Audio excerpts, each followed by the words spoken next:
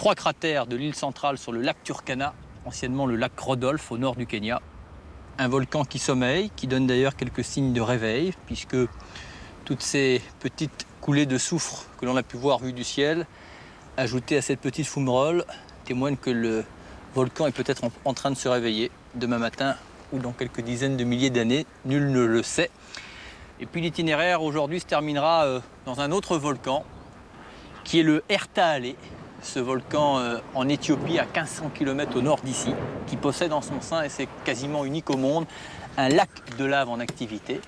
Au moment où l'on parle, l'équipe de spéléologues et de géologues menée par Gérald Favre est en train d'équiper l'intérieur de la caldeira pour sans aucun doute la plus fantastique et incroyable descente que l'on puisse faire à l'intérieur d'un volcan. Ça nécessite beaucoup de moyens et on ira rejoindre donc plus tard l'ensemble de cette équipe. Chemin faisant, on suivra la Rift Valley, cette grande fracture qui est en train de scinder l'Afrique en deux parties, semée de volcans et aussi de lacs, à commencer par le lac Turkana. Voilà pour le menu. On va aller retrouver le Catalina, que l'on appelle le Pélican, l'un de nos engins qui nous sert de camp de base itinérant pour cette balade à l'échelle de la planète, les musts de la planète, dans Okavango et dans Ushuaia pour 5 ans.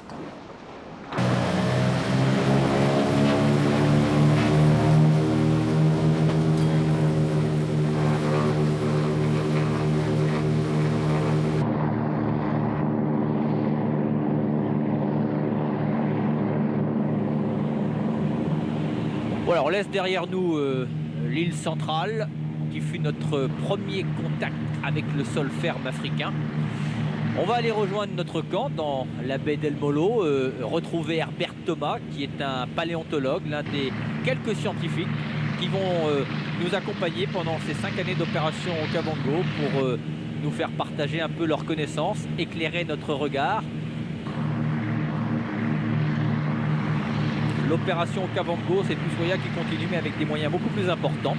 Un hydravion, ce Catalina qu'on appelle entre nous le Pélican, piloté par un équipage de Canadiens, Terry, Bill, Randy le mécanicien.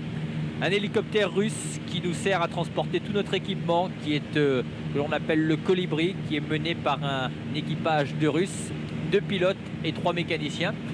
Au sol, 2 camions qui transportent l'ensemble de notre équipement et surtout de quoi nous loger et nous nourrir, quel que soit l'endroit, aussi reculé soit-il, où nous avons l'intention d'aller.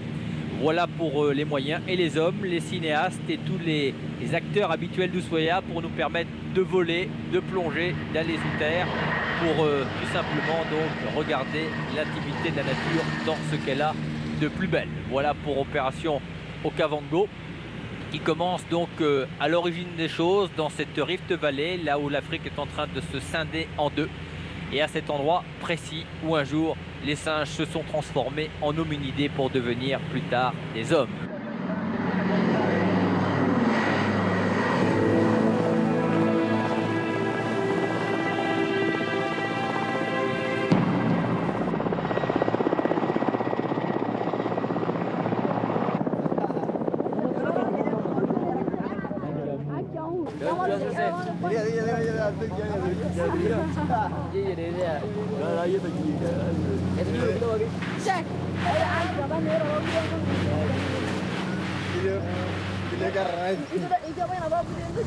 On découvre avec ce Catalina l'Afrique avec ses pièges et dans les premiers jours d'opération Okavango, le Catalina et l'équipage canadien est tombé dans le premier piège. L'avion s'est enfoncé dans la vase et il nous a fallu plusieurs jours d'efforts pour pouvoir sortir le Catalina.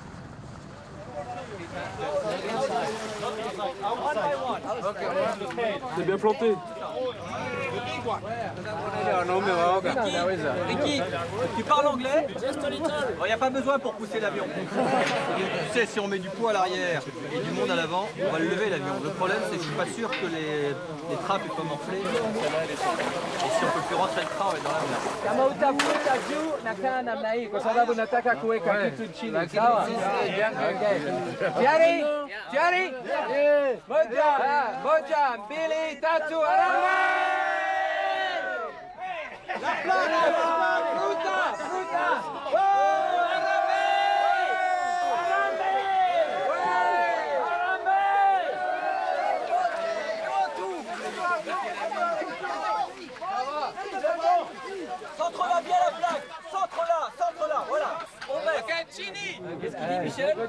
Eh, il y a une petite objection, Nicolas, là. Les gars veulent pas pousser trop loin à cause des crocodiles. Qu'est-ce qu'on fait maintenant?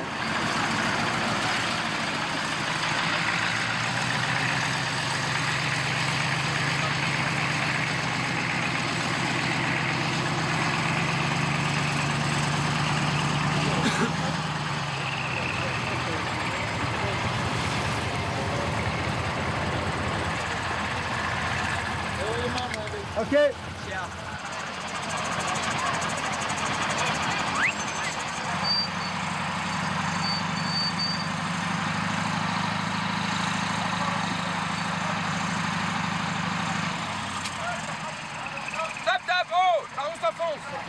Non, il faut pas en mettre.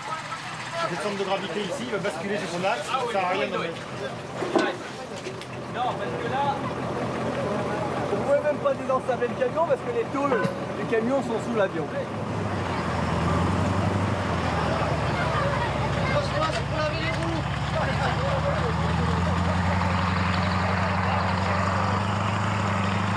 Moi je pense qu'il faut... On va tenter avec l'hélico. Mais il faut qu'il soulage de à peine 2 tonnes. C'est que... Est-ce qu'il peut sentir la pression sous Ouais, il a un instrument pour ça.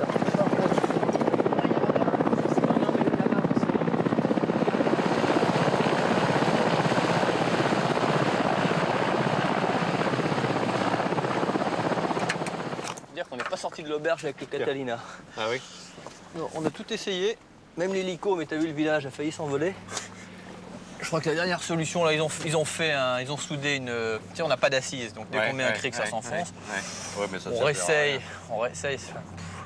On n'est pas loin de le sortir, il est quasiment posé sur l'eau, mais la roue, tu sais, il y a un effet de succion. Oui. Mais c'est des limons, des bouts très spéciales, hein, un peu savonneuses. Là, j'ai appelé les gars d'Air France à Paris, tu sais, ils ont des systèmes de coussins d'air pour l'eau, parce qu'ils ont des cas similaires. Pas mal. C'est le seul moyen de ne pas abîmer l'avion.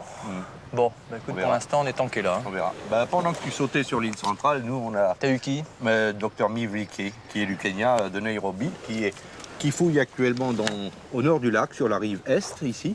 Une découverte importante a été faite, qui remonte l'origine de l'humanité à quelque 4 à 4,1 millions d'années. Ah oui, ça veut dire que C'est important, oui, je crois. Lucie, c'est 3 millions d'œufs. 3 millions pour fixer les idées, quoi. Donc là, ça sera un ancêtre de Lucie. C'est un ancêtre de Lucie ou un cousin, on ne sait pas trop exactement pour l'instant, hein, c'est un peu prématuré, mais enfin ça recule effectivement l'origine de la bipédie, c'est-à-dire le fait que ces créatures, nos ancêtres les plus lointains, marchaient sur leurs pattes postérieures et ça recule dans le temps de quelques 500 000 à 1 million d'années. Enfin, à l'échelle géologique, c'est pas complètement C'est négligeable. pas négligeable du tout. Hein. Ah oui, c'est quand même un endroit incroyable parce que tu te rends compte, le long de ce lac Turkana, des berges de ce lac, tout ce qui a été... ça regorge de fossiles. Ça regorge de fossiles. Ça conforte quand même le fait que le lac Turkana et l'ensemble de la Rift Valley demeure jusqu'à preuve du contraire ce que l'on peut considérer comme le berceau de l'humanité. Sans aucun doute. L'homme s'est redressé sur ses pattes. Absolument. Pour l'instant, on en est quasiment convaincu à cet endroit du monde. Absolument. Ouais. Écoute, moi ce que je vais faire, comme de toute façon le Catalina est planté... Enfin, en tout cas, ça vaudrait le coup d'aller là. Oui, c'est ce que je t'allais te proposer. Moi je peux demander à Thierry s'il peut t'emmener en Zodiac. Oui, moi ça me ferait plaisir de faire un petit vol en clipo, aller retrouver Mev, et puis on se retrouve là-bas à ce moment-là. D'accord.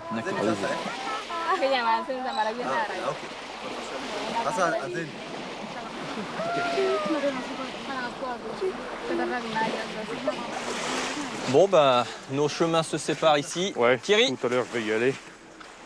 t'emmènes Herbert? Ouais, à tout de suite alors.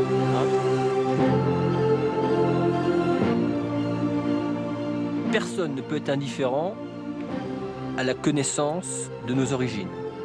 Personne ne peut être indifférent de croiser sur un itinéraire, en l'occurrence le nôtre, dans la Rift Valley du sud au nord, les empreintes de nos ancêtres les plus lointains.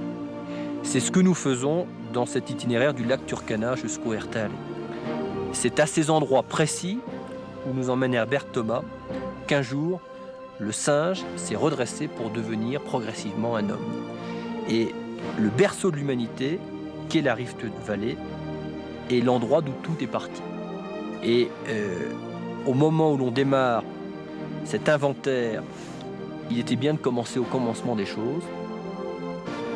Et qui plus est, chemin faisant dans cette Rift Valley, sur ces témoignages les plus anciens du passé de l'homme, l'on croise d'autres témoignages d'un autre passé, plus récent, qui sont tous ces groupes ethniques qui ont conservé quasi intact à quelques petits détails près le même comportement, le même mode de vie qu'ils avaient préalablement il y a plusieurs milliers d'années.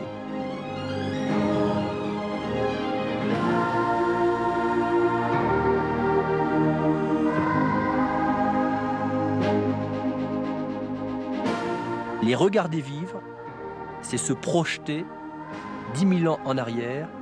Et ce témoignage-là, au moment où l'on va passer du 2e au 3e millénaire, est un témoignage essentiel et indispensable. Nous le faisons.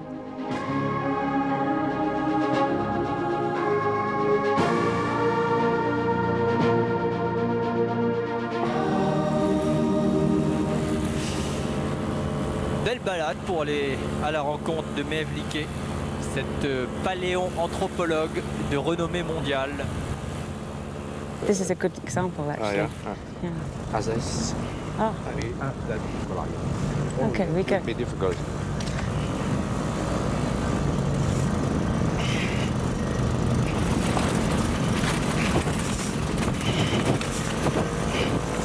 Oh putain!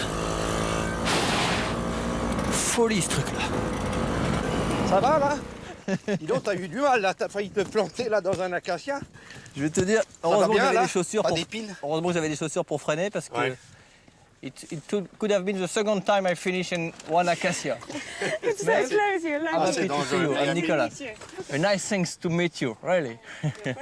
But your airstrip, votre aéroport is not perfect. You have still to work. Ok. Tiens, tu peux me tenir le trapèze? D'accord. Voilà. Je le laisse. Tu le pousses là. Je tiens pas à partir. Tiens-le avec. comme ça. Et je vais l'attacher avec la ceinture. Bien, bah. Wow. So are we in Kubifora? Now we're in Kubi Forest. Can we... This is where man came from. Ah, c'est un des sites les plus riches hein, de toute l'Afrique orientale. C'est fou. D'ailleurs, tu vas voir, il y a un très grand nombre d'ossements qui traînent un peu partout. On va aller voir comment vous travaillez. Ouais. Qu'est-ce qu'il fait chaud hein, ici. Je vais te montrer là ce que les deux Kenyans avaient trouvé ce matin, qu'ils ont commencé à dégager. Alors, Nicolas. This is Silla. It's Gideon. Gédéon. Gédéon. Is it working well? Yeah. Yeah, it's That's, very well. It's coming out very well. And what's that? Yeah. This is hippo. Hippo. Yeah, hippopotamus. Tout ce qu'on trouve à ces niveaux sont à peu près de la même datation ou... Ah oui, tout Ouais. ça tourne autour de 1,5 million D'accord. d'années. Hein, de Donc toute ça, c'est un façon. hippopotame qui vivait en même temps Absolument, que nos... dans le lac, au bord du lac, hein, à D'accord. cette époque, avec les hommes en question. Et on trouve une telle concentration de fossiles sur toute la Rift Valley? Absolument. Hein. Il suffit effectivement de parcourir. En général, on fait du ramassage de surface, c'est-à-dire on repère les os en surface. Et une fois qu'on les a repérés, bon, on les identifie rapidement, on voit ce que c'est, si c'est important ou pas. Et à partir de là, on peut faire une petite fouille, on voit ce que c'est. Pour donner une référence, par exemple pour les Européens, Ouais. l'homme de Néandertal, lui, il est âgé de... Ah là, ça tourne autour de 80 000 ans à 35 000 ans. Hein. Et donc Mais voilà. Ça n'a rien à voir. Et l'homme de Cro-Magnon? Et l'homme de Cro-Magnon, c'est 15 000, 20 000 ans. Voilà. Hein. Et là, on est à Donc, 1,5 million d'années. Oui, et c'est encore, une dimension voilà. supplémentaire. Hein. Ce qui, at this time, pour le moment, vous considérez toujours, you always considering that here, qu'ici, c'est le berceau de l'humanité. It's where the humanity start. In East Africa, perhaps, but Yeah. definitely in Africa. In Africa. And here we have very good evidence. C'est vraiment l'endroit où, à un moment, les singes, pour des raisons Ouais. sans doute climatiques, Ouais. ont franchi le pas Ouais. et sont devenus Ouais. des singes-hommes, puis Ouais. des hommes-singes, puis Exactement. après ce que Ouais. l'on appelle des hominidés, hein, Ouais. qui sont Ouais. nos plus lointains ancêtres, Ouais. dans un décor quasiment similaire, parce qu'à l'échelle géologique, 3 millions d'années, c'est pas très ancien en fait. C'est pas très ancien, mais quand même, c'est considérable Ouais. hein, par rapport aux époques historiques. Les hommes qui ont vécu là, il y a au moins 50 000 générations humaines qui nous séparent. Hein, c'est considérable. Hein. De Saint-Louis à nos jours, il y a à peine 50 générations. Hein. Tu vois un peu la différence hein, qu'il y a. Where do Ça, you c'est- put everything you find? Où est-ce que vous mettez chaque chose que vous trouvez? It all go back to Nairobi and to the museum. And in your room, you have not some Australopithèque? Dans votre chambre? That vous would avez be... I think I might get caught by the police. Ce qui est fou, c'est de penser que cette femme au sourire lumineux vient par ses récentes découvertes de repousser nos origines terrestres à 4 millions d'années. Unaona hii ni kama Kweli, yake. ni complete. Eh? Ni meno mzuri. Ni mzuri. Si ndio sana na tena inaonekana Kweli, ni. unaona hii? Hii. Hii kubwa. Bana hii ni kubwa sana kuliko hii. Sana. Eh? Ni hapo. Hapo tu. Hapa tu. Hai. Ni hapa tu. Ah. Voilà, donc c'est toujours notre progression qui continue, du sud au nord, lac Turkana, l'Omo, cette vallée de l'Omo, qui est aussi importante sur un plan paléontologique, car il y a un site que l'on appelle l'Omo 33 ici, qui est un véritable lit de fossiles, et c'est ici que l'on a trouvé les traces des premiers outils fabriqués par l'homme. On est en train de regarder s'il y a un endroit éventuellement où on aurait pu poser le Catalina, mais évidemment à cette époque de l'année, le débit de l'Omo est assez restreint par rapport aux époques plus pluvieuses, ce qui fait que ça m'étonnerait qu'on puisse amérir dessus. Damien pour Nicolas. Oui, Nicolas, je te reçois 5 sur 5, je te reçois 5. L'idéal aurait été qu'on puisse se poser sur le Choubaïr. Est-ce que pour toi c'est possible? Écoute, Nicolas, on est en vol, on va se poser sur le Chihuahua dans 30 secondes. Dans 30 secondes, je te donne l'info.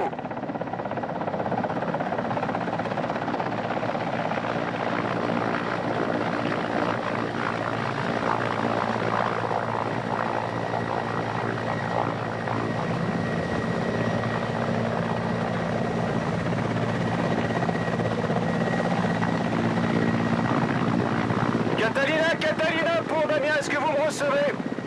Catalina pour Damien, vous me recevez? Oui, 5 Damien, je te reçois, tu m'entends aussi? Oui, je te reçois 5, on vient de se poser sur le Chihuahua. Le sol est un peu mou, il y aurait la longueur pour poser la navette, mais il n'y a pas la qualité pour le Catalina. Il vaudrait mieux tenter le coup autour du fleuve. Bon bah tant pis, écoute, c'est dommage parce que c'est un site que j'aurais bien voulu voir. Écoute, on va essayer de trouver une piste dans la savane, hein, et puis je te dirai s'il faut envoyer le camion, l'hélicoptère nous chercher. Reçu? Ouais, ok, reçu, à plus tard, Nicolas.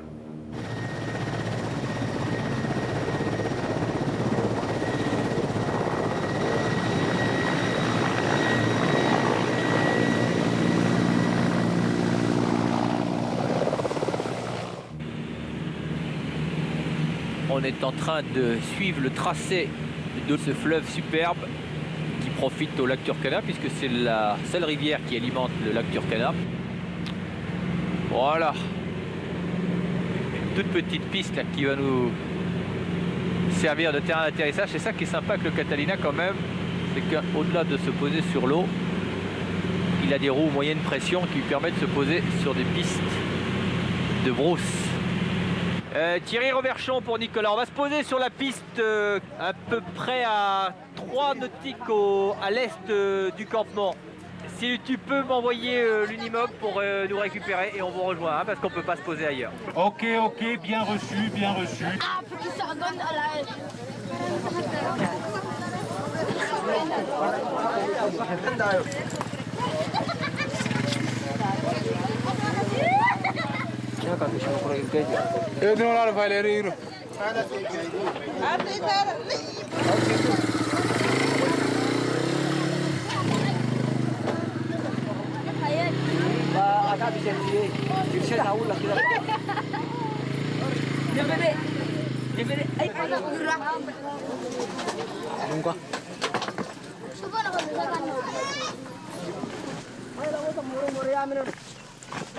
Un emplacement idéal pour le camp là.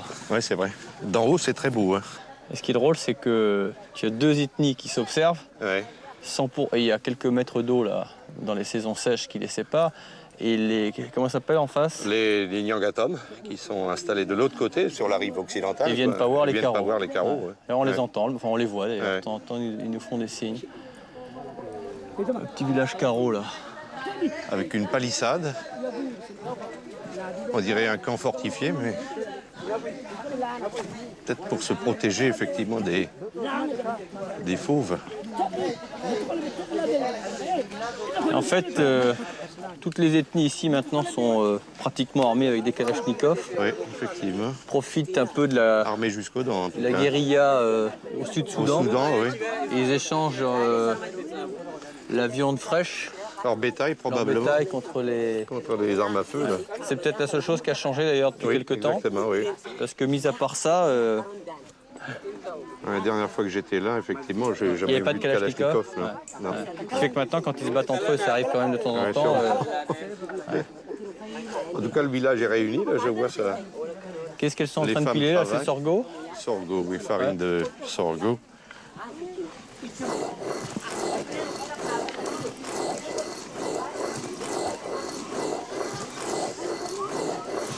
On a beau être en Éthiopie, pour eux Addis Abeba est une notion inconnue. Je crois que la seule chose qui fait force ici, c'est les coutumes. C'est les coutumes locales, hein, de toute façon. Ouais. Enfin, ce qui a permis de faire perdurer ces traditions, c'est justement parce que toute cette basse vallée de l'Omo est une région totalement inaccessible. Hein. Tu veux que j'essaye? Tu crois que tu vas y arriver?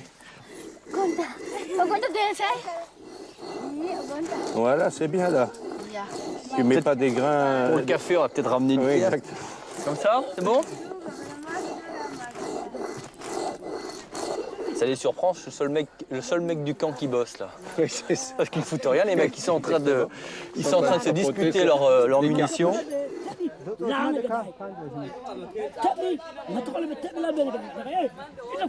Quel voyage dans le temps. Tu te rends compte, cette vallée de l'Omo, cette vertu qu'elle a de nous transporter dans le temps sur deux échelles du temps, une échelle géologique et paléontologique, et puis voyage dans le temps avec ces hommes, ces femmes et ces enfants, de tous ces petits groupes ethniques qui pourraient d'ailleurs être appelés à disparaître demain tant le nombre qui les compose est faible, et certains ont sûrement disparu dans l'ignorance totale. Les petites ethnies ont disparu. Allez, mais là, je te laisse traduire. J'ai du mal à... On était plus à l'aise au Turkana parce qu'il y a le Swahili qui était quand même une langue commune à toutes les ethnies. Ça y est, elle va me... Ah, elle a trouvé quelque chose. Non, mais je crois que tu lui plais beaucoup. Tu lui plais beaucoup, Nicolas. Oui, mais ils ont des kalachnikovs, oui, les c'est Français. T'as vu les scarifications qu'elles ont? Oui, ça c'est scarification rituelle qui... Qu'est-ce que c'est? Hein? Elle aimerait bien ça. Bon, on retourne au camp? Oui. Tiens, toi, t'as encore des longerons d'avion. Oui. Je sais pas où ils ont été récupérés cet avion. Incroyable. J'espère que c'est pas le Catalina qu'ils ont été désossés.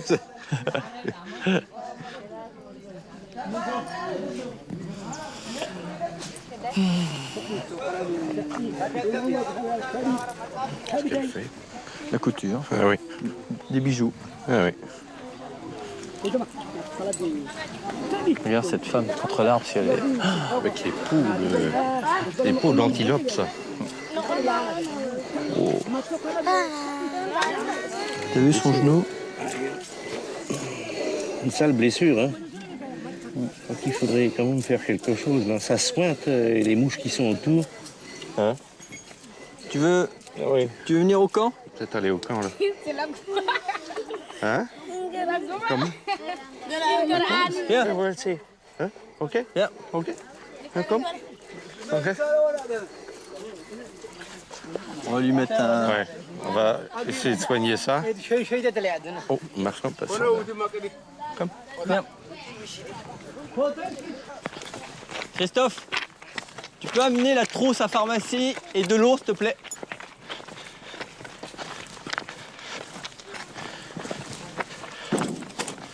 Puis se mettre, oui. And sit down.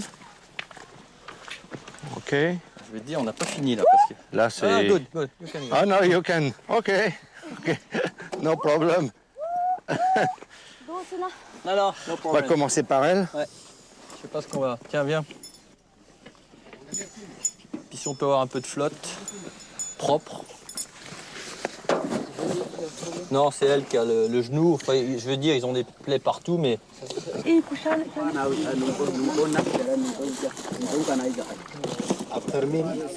Non.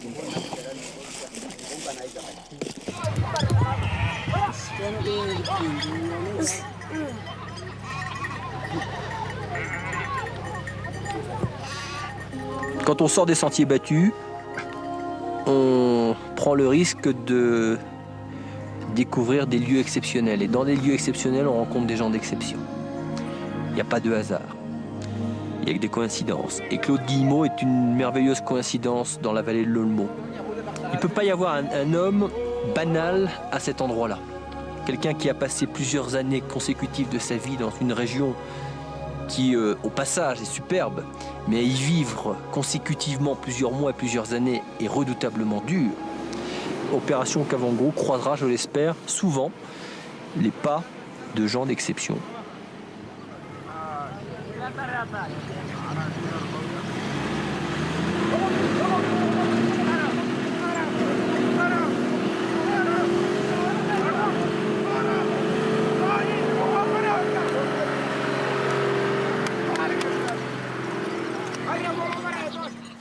C'est un gars qui s'est formé sur le tas. En fait, c'est pas un paléontologue au départ, mais il est devenu paléontologue parce que après 10 ans d'expérience sur les gisements de la basse vallée de l'Omo, qu'il a pratiquement dirigé à lui tout seul, hein. Il a été responsable de la logistique et des fouilles, proprement dites.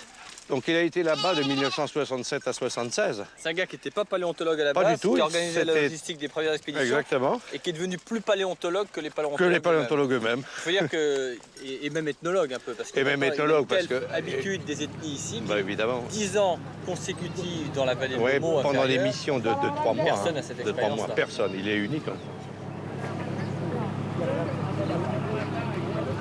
Regarde là-bas. Ah oui, il y a un troupeau de singes là-bas qui vient boire et se baigner. On va essayer, on va aller les voir. Et après, on va aller voir Guillemot le temps qu'il... Oui, alors on l'a chargé en fait de venir ici, de repérer à nouveau les sites les plus fossilifères. Parce que ce qu'on aimerait bien faire, c'est reprendre en fait les fouilles, si tu veux, les fouilles paléontologiques dans les années qui viennent. Alors on a besoin de lui. T'as ta carte, Claude? Oui, oui. Montre un peu. Où va-t-on?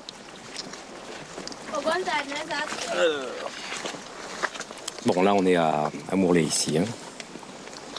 Donc, on va suivre ensuite la première courbe, deuxième courbe, et on arrive à Korcho, si on le voit. Donc, qui est bien avant Douce, d'ailleurs. Hein. Ah oui, oui, non, c'est Douce, c'est là-bas. Douce, c'est le plus grand village, oui, oui. et ça, c'est un village intermédiaire. Voilà. Eh bien, on y va. Ok.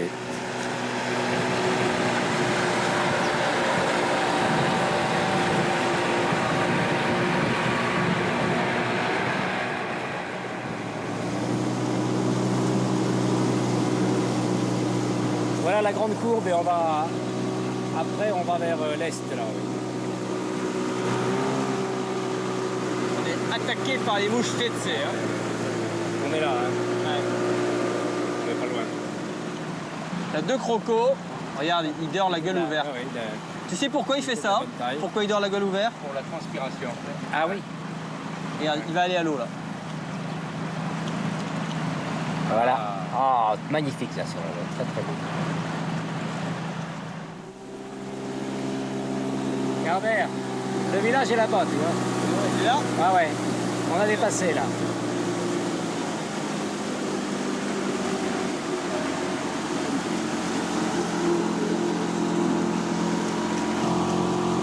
Juste en haut de la falaise, sous l'arbre.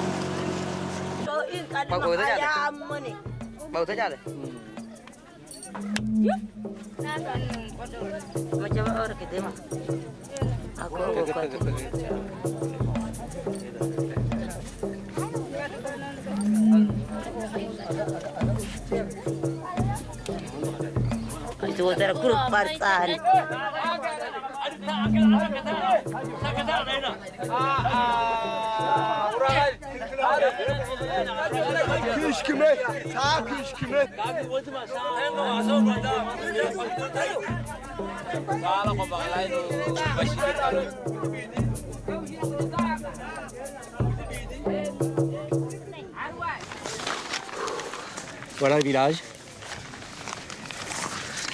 Ce sont des gens sédentaires qui sont là depuis des centaines d'années. Ici, c'est un point de vue assez exceptionnel, comme tu vois, d'où on peut surveiller toutes les autres, surtout le territoire en face, qui est le territoire ennemi des fameux Nyangatoms. Et là, c'est là où oui, c'est ça, le conseil des anciens s'est réuni pour décider des choses importantes.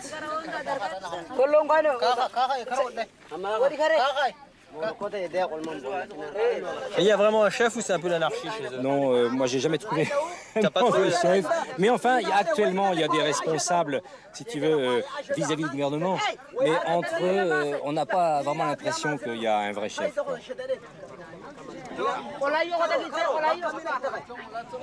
Voilà les femmes qui sont magnifiques là. Ah oui, ça c'est magnifique. Toujours, mais ça c'est typique effectivement de toutes ces ethnies, hein. Le mélange d'argile et de beurre pour protéger donc le contact des colliers qui sont très lourds finalement, et en même temps ça protège du soleil quoi, sur la tête. Et sur le visage, le blanc, c'est du quoi qu'ils se mettent là, par exemple? Alors ça, c'est à l'occasion de certaines fêtes. Au moment où ils dansent, ils se mettent donc, ils font des décorations et chacun donc fait la décoration qui lui plaît. Wopo. Ça marche. Au fond, c'est déjà pas mal de pouvoir dire ça. Oui, il veut, là, il fait le signe, il veut une lame de rasoir, ça fait partie de une lame de rasoir.